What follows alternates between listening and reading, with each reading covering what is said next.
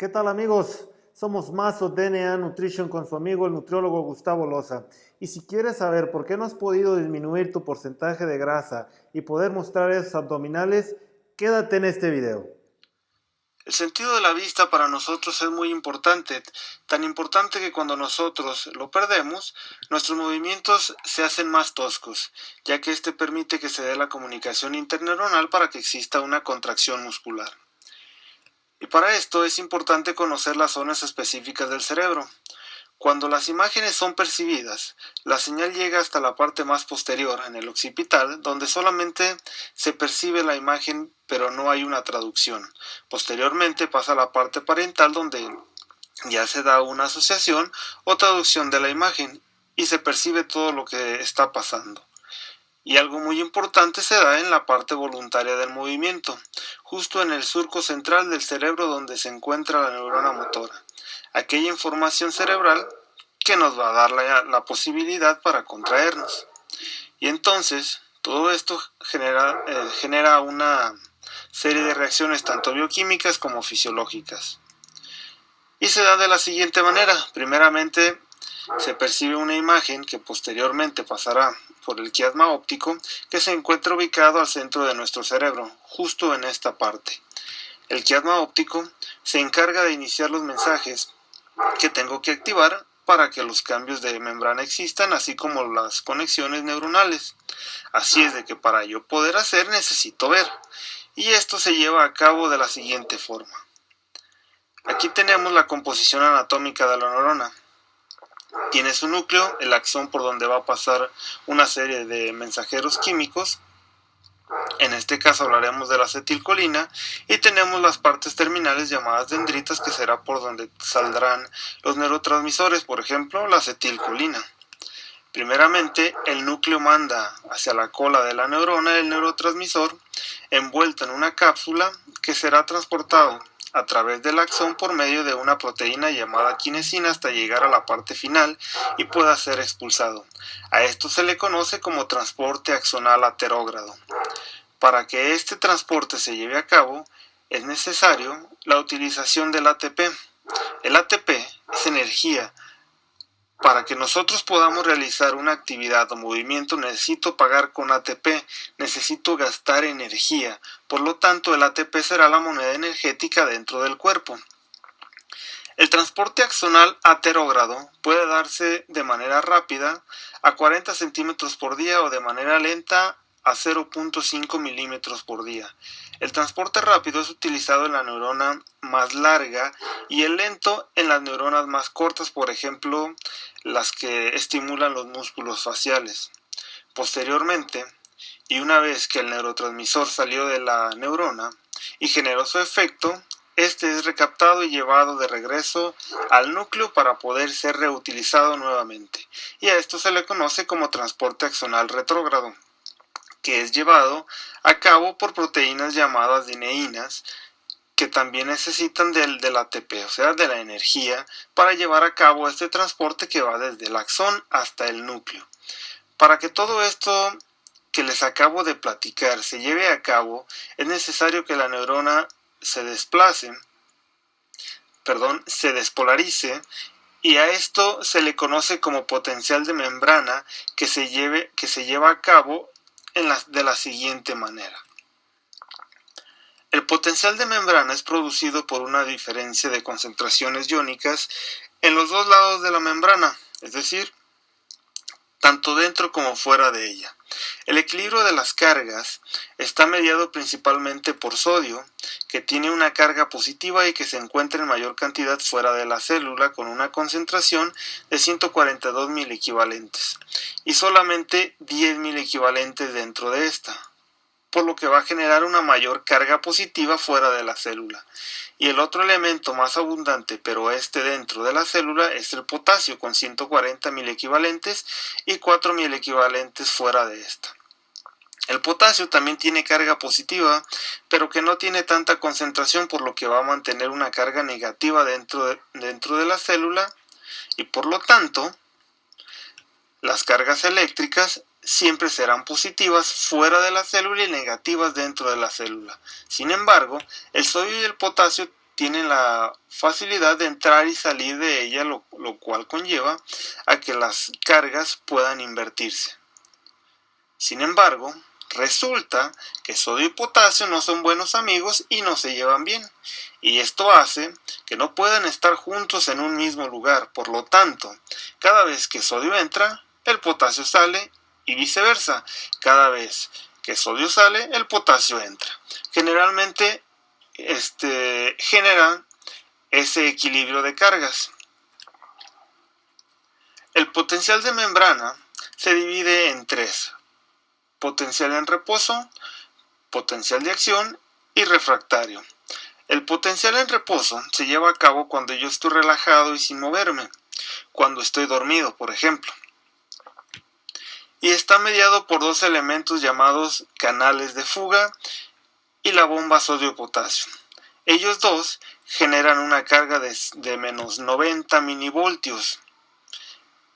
Los canales de fuga nos dan un voltaje total de menos 86, mientras que la bomba sodio-potasio nos da únicamente menos 4 milivoltios. En total nos da los menos 90 milivoltios. Cuando estás en reposo, el sodio y el potasio pueden entrar y salir sin ningún problema, manteniendo siempre una carga negativa dentro de la célula de menos 90 milivoltios. Y esta concentración es dada por los canales de fuga y además no es dependiente de energía, o sea, no utiliza ATP. Entonces, si se está metiendo demasiado sodio, pero no está saliendo demasiado potasio, la carga dentro de la célula se está volviendo positiva, lo que conllevaría a tener contracciones involuntarias, como si recibieras una serie de toques inesperados que te hacen brincar de la nada. Pero para que esto no suceda, entra en acción la bomba sodio-potasio para mantener los menos 90 milivoltios. Y por cada 3 moléculas de sodio que entran, salen 2 de potasio. Y las proteínas que se encargan de que esto suceda utilizan ATP. Ahora pasamos al potencial de acción.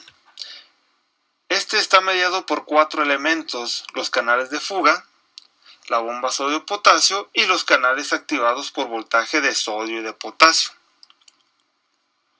Lo primero es generar un impulso químico nervioso que se va a dar por lo que pensé, vi, sentí, olí o escuché.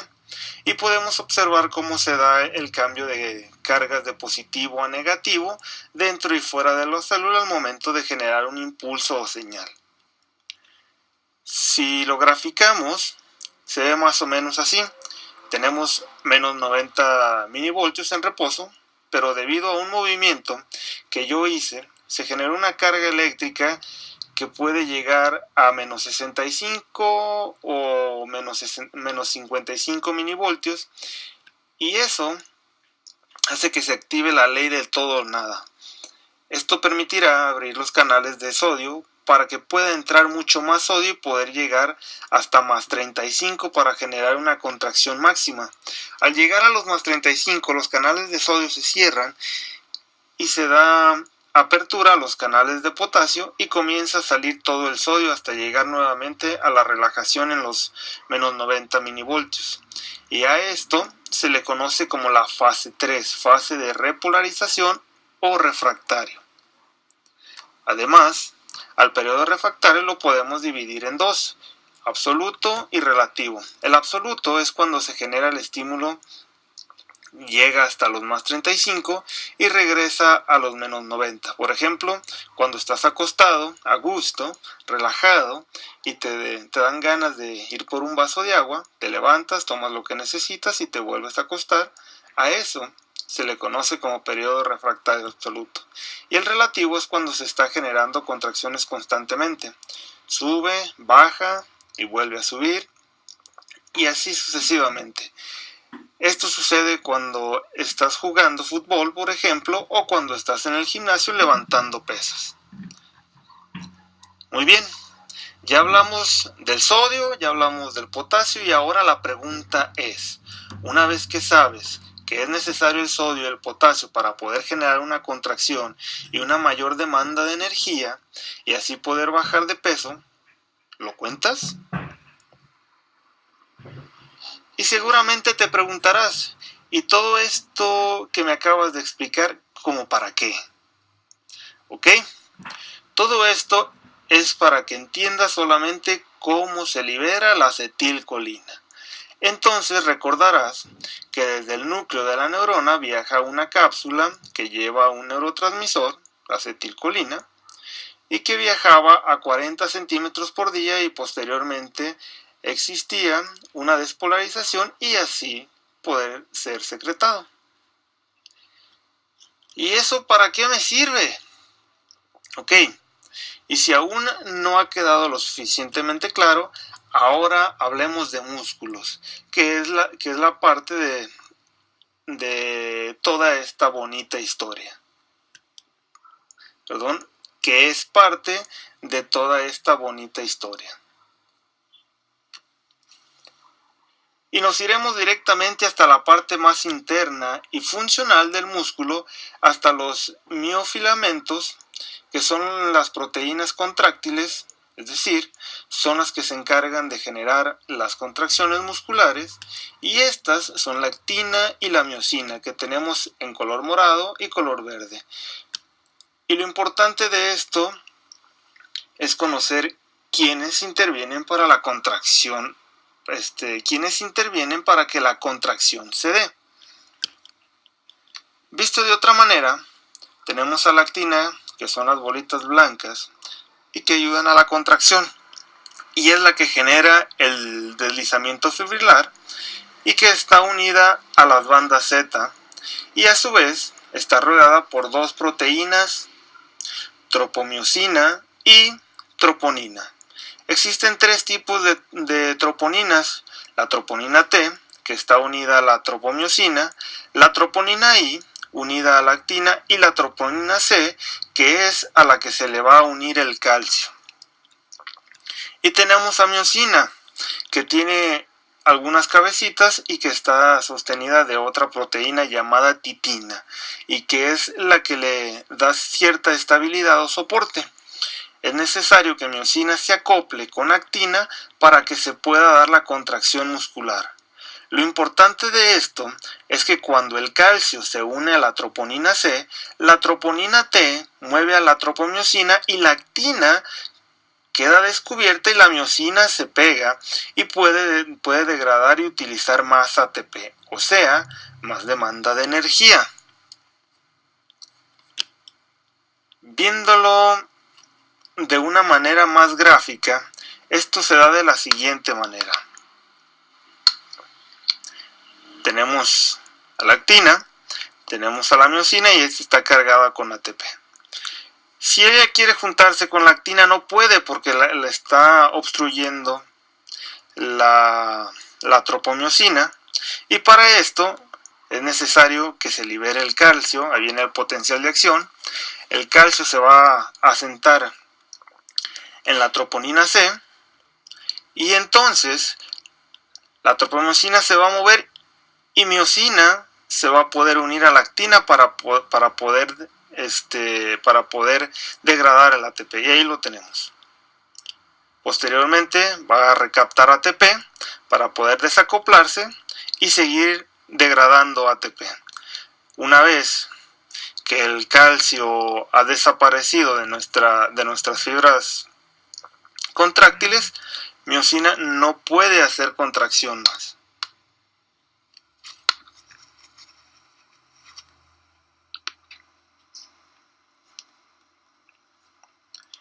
Y posiblemente te preguntarás, ¿y todo esto como para qué?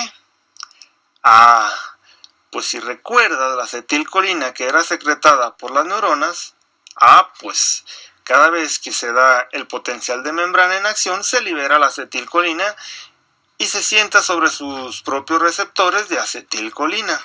Y cuando la acetilcolina se adhiere a sus receptores de acetilcolina, activa la bomba sodio-potasio y comienza a cambiar la polaridad.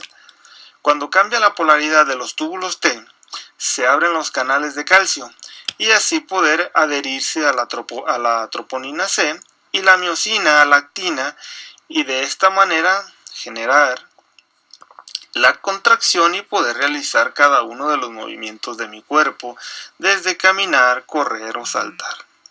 Y ahora que sabes todo esto, ¿contabilizas también el calcio que comes?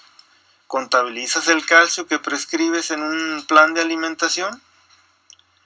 Porque algunos estudios mencionan que deficiencia de calcio genera obesidad. Y claro, porque si no hay calcio, no hay contracción. Y si no hay contracción, no habrá degradación del ATP. Y si no hay sodio, si no hay potasio, y ahora el calcio, no habrá utilización del músculo, no habrá ATP. Y ahora la pregunta sería, ¿y de dónde sale el ATP? Y para eso les presento el metabolismo oxidativo de la glucosa. Entonces, cuenta la historia que en una célula de nuestro cuerpo donde nosotros utilizamos energía, que para generar una respuesta necesitamos estimular o excitar a la célula. Y para esto necesitamos a una hormona, y vamos a suponer que tenemos aquí a la adrenalina, por ejemplo, que va a llegar, se va a sentar en su receptor de adrenalina y va a activar a la proteína G. Esta es llamada así por la utilización de guanosina. Entonces la proteína G va a moverse por medio de ATP a la adenilato ciclasa, y la adenilato ciclasa, con apoyo del magnesio, va a cortar el ATP y lo va a convertir en AMP cíclico, y entonces el AMP cíclico va a estimular a la proteína quinasa, que se dedica a fosforilar, y ahora sí, podemos iniciar con la glucólisis. Entonces, llega la glucosa a la célula para poder ser degradada, primeramente a glucosa 6-fosfato por medio de la utilización de ATP y magnesio, luego se vuelve a modificar para convertirse en fructosa 6-fosfato, y luego a fructosa 1,6-difosfato para posteriormente ser partida en dos, formando gliceraldehído y dihidroxiacetona, formando el inicio de dos cadenas para formar piruvato. Cabe señalar que la degradación de la glucosa se da fuera de la mitocondria. Pero hay algo importante aquí. También podemos observar que en las diferentes reacciones se utiliza ATP. Pero esto no quiere decir que ahí se sintetiza, sino que el que se encarga de aportar este ATP es NAD, el nicotidamina adenina dinucleótido. Ya tenemos un elemento más, tenemos a NAD.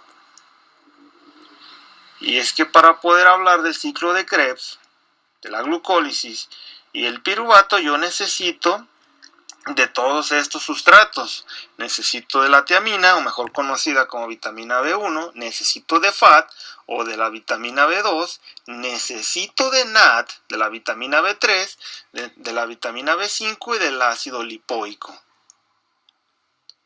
Muy bien, y ahora que ya conozco cómo se lleva a cabo la glucólisis, pasemos al famosísimo y siempre temido el ciclo de Krebs. Primeramente, lo que debemos de entender es que va a llegar el piruvato y que se va a oxidar si es que hay oxígeno, o se va a fermentar si no lo hay. Y se va a convertir en acetilcoenzima A debido a la intervención de NAD, de la vitamina B3, que le va a quitar hidrógenos al piruvato. Los hidrógenos son los importantes aquí, debido a que serán los que nos ayudarán a formar el ATP en la siguiente vía. Entonces el ciclo de Krebs sirve para liberar hidrógenos, y el NAD y el FAT son los que se encargan de quitar los hidrógenos en cada cambio estructural. Entonces podemos observar en esta parte, aquí tenemos una intervención de NAD, aquí tenemos 2, tenemos 3, 4 con FAT, y aquí tenemos una más. El rendimiento que se da en una ruta metabólica en presencia de oxígeno es de 38 ATPs, lo cual significa que cada vez que respiro obtengo más energía. Y una vez que se ha dado todo este proceso de la degradación de la glucosa para obtener 2 piruvatos, el paso por el ciclo de Krebs para la liberación de hidrógenos por NAD y FAT, ahora esos NAD y FAT se van a la cadena respiratoria, a la mitocondria, a dejar esos hidrógenos y comenzar con la fabricación de ADP a ATP.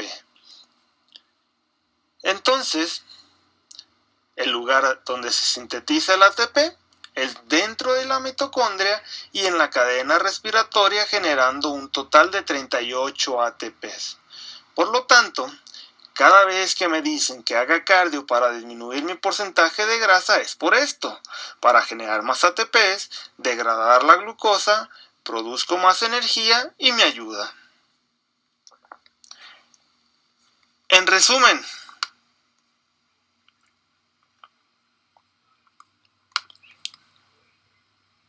tenemos la glucólisis en presencia y en ausencia de oxígeno. En presencia de oxígeno se lleva a cabo la glucólisis, se genera el piruvato, entra al ciclo de Krebs, posteriormente pasa a la cadena de transporte electrónico y nos da un rendimiento de 38 ATPs. Mientras que en ausencia de oxígeno se lleva a cabo la glucólisis, se genera el piruvato se fermenta, se genera lactato y etanol y nos genera únicamente un rendimiento total de 2 ATPs. Y ese es el ATP. En conclusión, no todo en esta vida son kilocalorías. Realmente, una dieta hipocalórica completa todos mis requerimientos de sodio, calcio, potasio, magnesio y vitaminas B. Realmente, calculo la dieta con los requerimientos que se supone que cada persona necesita para poder hacer que mi grasa se vaya y sea funcional. Por lo tanto, para poder moverme, controlar mi grasa, rendir y pensar, siempre necesitaré una vitamina, un mineral, un estímulo y la carga energética. Muy bien amigos, espero les haya gustado este bonito video. Compartan, denle like, dejen sus comentarios. Su amigo el nutriólogo Gustavo Loza, Mazo DNA, conviértete en inspiración.